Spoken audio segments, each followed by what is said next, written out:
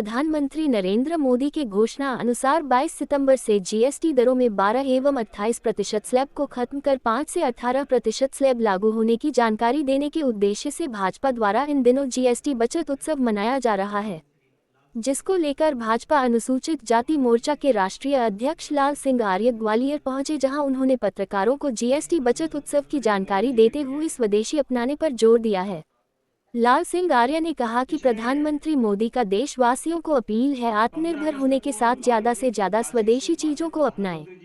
उन्होंने कहा कि प्रधानमंत्री के आग्रह पर ही हिंदुस्तान में स्वदेशी वैक्सीन बनाकर करोड़ों लोगों के जीवन बचाने का किया गया डिजिटल क्रांति के साथ ही विश्व में योग के रूप में भारत ने विश्व में पहचान बनाई है, ये स्वदेशी का बड़ा प्रतीक है। भारत ने तेजस, ब्रह्मोस जैसे मिसाइल बनाकर स्वदेशी ताकत को मजबूत किया है।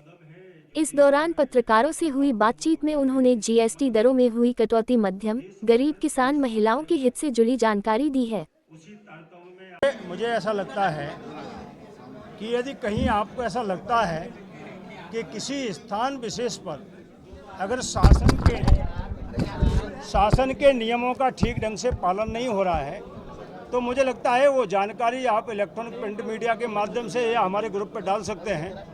हम कोशिश करेंगे कि जो निर्णय हुआ उसका ठीक से पालन हो।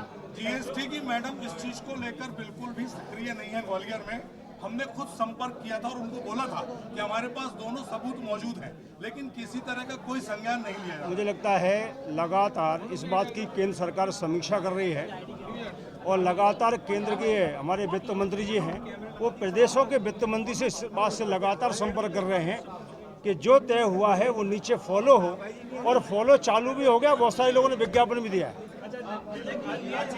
जो पार्टी जश्न मना रही है या जनता जश्न मना रही है जीएसटी कम होने का?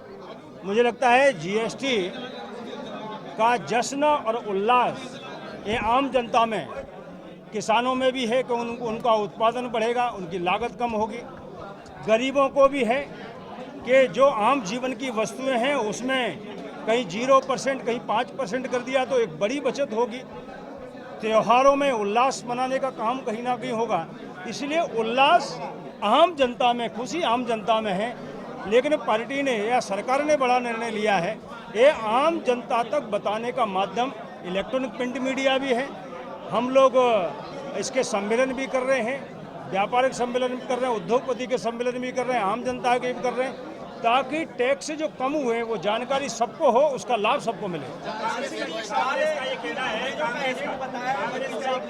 सवाल अनिल मिश्रा जी को एफआईआर हुई है, उन्होंने कहा अम्बेडकर अंग्रेजों के एजेंट थे, गंदे आदमी थे। आपका क्या कहना है? मेरा तो आग्रह ये है कि जो कोई बोलता है उससे हम रोक नहीं सकते हैं, लेकिन महापुरुष कोई भी हो, चाहे बाबा साहब अम्बेडकर हो, चाहे लाला लाजपत राय जी हो, चाहे हमारे क्रांतिकारी हो, और चाहे हमारे भगवान हो, मुझे लगता है हमारी भारत की जो सांस्कृतिक धरोहर है वो कहीं ना कहीं सामाजिक समरसता पर चलती है, वो भाईचारे विश्व बंधुत्व पर चलती है।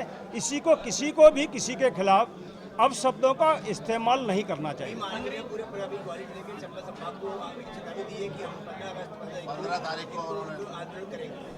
तो अभी उन्होंने अनाउंस किया है, होता है कि नहीं होता इसका क्या मालूम है। अभी कोई भी पार्टी अनाउंस कर सकती है। तनाव की स्थिति बन रही है। मुझे लगता है तनाव की जो स्थिति है उसमें इलेक्ट्रॉनिक प्रिंट मीडिया भी, और हम जो आम जनता है उनसे भी आग्रह करेंगे कि वो शांति बनाकर रखें। ग्वालियर की पहचान जो पूरे देश में है, अटल जी के नाम से है, राजमाता जी के नाम से है, इसलिए हम इसको बनाकर रखें।